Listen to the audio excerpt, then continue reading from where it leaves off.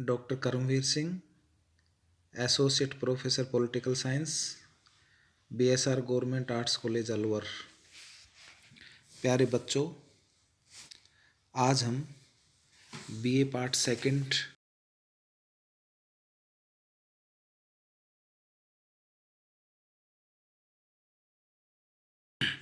न्यायिक सक्रियता, the supreme court and the judicial review में न्यायिक सक्रियता के बारे में चर्चा करेंगे। तो प्यारे बच्चों, जैसा कि आप सभी को पता होगा कि न्यायिक व्यवस्था में जो एक न्यायिक सक्रियता है वो एक नई अवधारणा है जिसका जिक्र संविधान में नहीं है, लेकिन इसका ये तात्पर्य नहीं है कि पहले न्यायपालिका निष्क्रिय थी। पहले भी सर्वोच्च न्यायालय तथा उच्च न्यायालय ने ऐतिहासिक और साहसिक निर्णय दिए, लेकिन वर्तमान में संविधान द्वारा प्रदत्त शक्तियों के प्रयोग के साथ न्यायाधीशों ने अधिक संवेदना और तत्परता से जन सामान्य के हित में पहल करके निर्णय दिए हैं तथा जन सामान्य को न्यायपालिका में विश्वास दिलाने का प्रयास किया है। न्यायिक सक्रियता के अंतर्गत किसी व्यक्ति या व्यक्तियों या स्वयंसेवी संस्थाओं द्वारा न्यायालय में भेजा गया प्रार्थना पत्र याचिका के रूप में स्वीकार कर लिया जाता है। यद्यपि न्यायिक सक्रियता के कुछ उदाहरण 1952 से ही देखे जाते हैं, लेकिन इस विचार को ठोस रूप जस्टिस पी.एन. भगवती के समय में दिया गया, जब एक पोस्ट कार्ड पर भी की गई प्रार्थना को ही याचिका के रूप में स्वीकार कर लिए जाने की प्रवृत्ति प्रारंभ हुई। यह आवश्यक नहीं है कि पीड़ित व्यक्ति स्वयं ही अपने कष्ट निवारण के लिए न्यायपालिका में पहल करे। किसी अन्य संवेदनशील व्यक्ति द्वारा जनसामान्य के हित में न्याय के लिए लगाई गई पुकार याचिका या रिट बन सकती है। भारतीय न्यायिक व्यवस्था की यह कहकर आलोचना की जाती रही है कि यह अत्यधिक जटिल, खर्चीली या लंबे समय तक चलने वाली प्रक्रिया है। फलतः गरीब, अनपढ़ या बेसहारा लोगों के हाथ न्याय आने की संभावना कम रहती है। इस आलोचना के उत्तर के रूप में तथा जन सामान्य को न्याय मुहैया कराने के उद्देश्य से ये याचिकाएं जनहित याचिकाओं के रूप में स्वीकार की जाने लगी। वैसे तो न्यायाधीशों ने पहले भी संवेदनशीलता और सक्रियता का परिचय दिया, लेकिन न्यायमूर्ति आई कृष्ण अय्यर, न्यायमूर्ति पी.एन. भगवती और न्यायमूर्ति ए.एम. अहमदी के नाम इस क्षेत्र में विशेष रूप से उल्लेखनीय कहे जा सकते हैं। आगे आने वाले सभी न्यायाधीशों ने इस परंपरा को भी आगे बढ़ाया।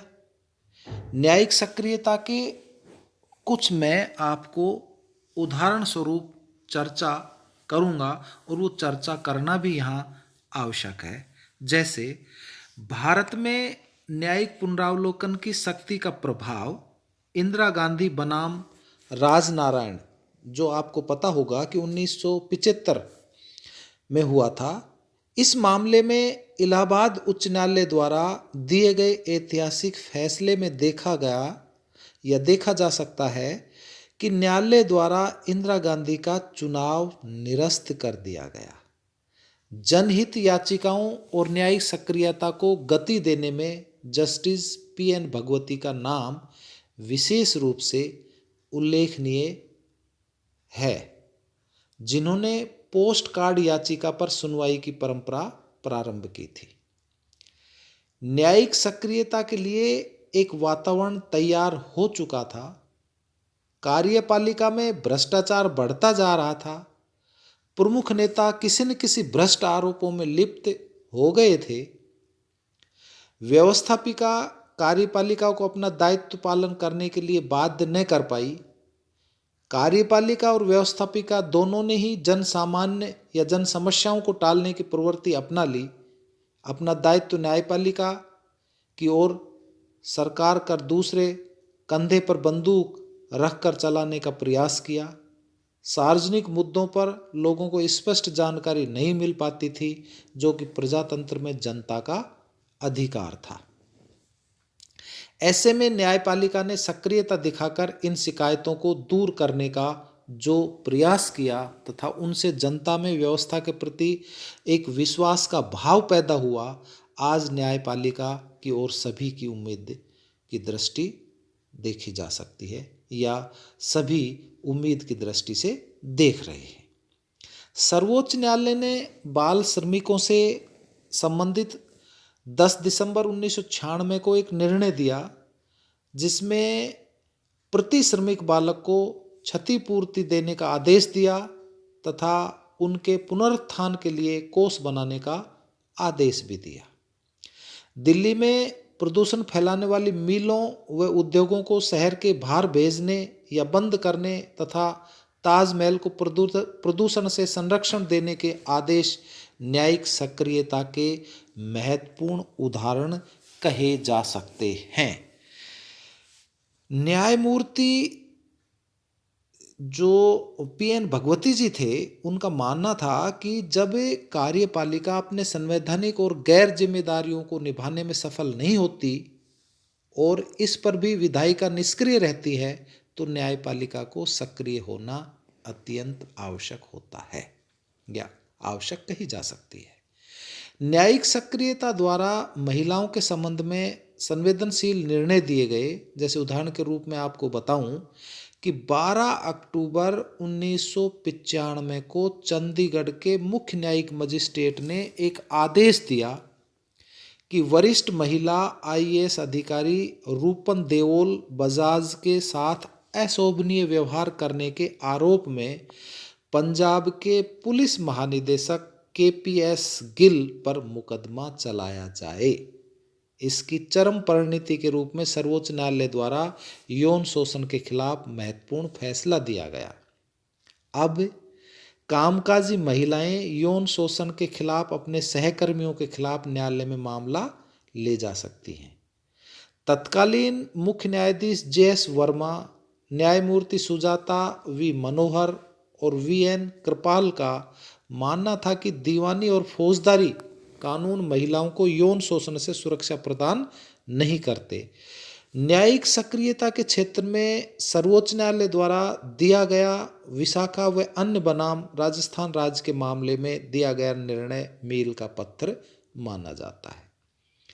याचिका में कामकाजी महिला के संविधान के अनुच्छेद 14, 19, 21 के संदर्भ में मूल अधिकारों की सुरक्षा की मांग की गई थी।